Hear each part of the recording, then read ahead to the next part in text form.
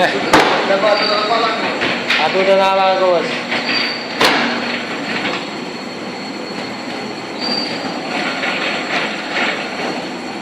Bom, isso aqui é o processo, né?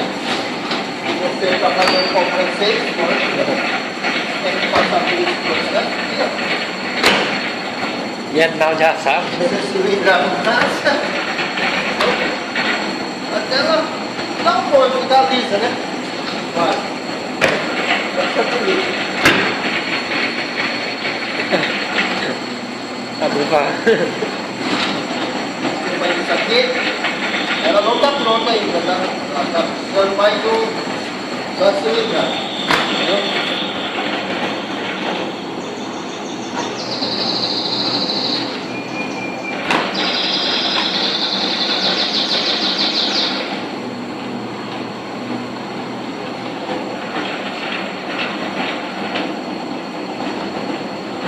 Gravando. Maravilha?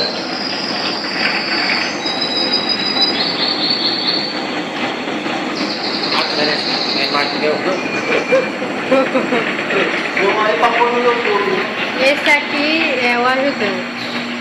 Não quer mostrar o rosto? Não quer ser identificado. Você aqui, ó, olha isso aqui, tá? Que é pra você fazer o pão, passar na modeladora, tá? É aqui. Tá? Aqui.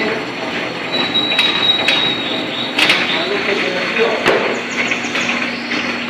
Beleza? Aí. Aí na máquina, eu arrumo aqui, tá, gente, ó.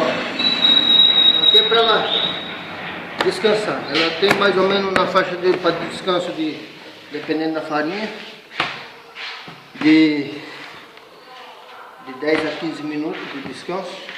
Só que essa farinha ela não exige esse descanso. Tá? Quem tu ajuda tá fazendo? Oi?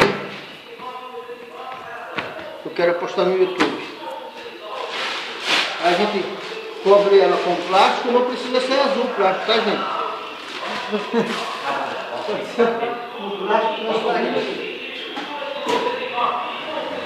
Aí você dá uma pausa aí, não precisa fumar. Não dá pra pausar. Só dá... Para, no vídeo.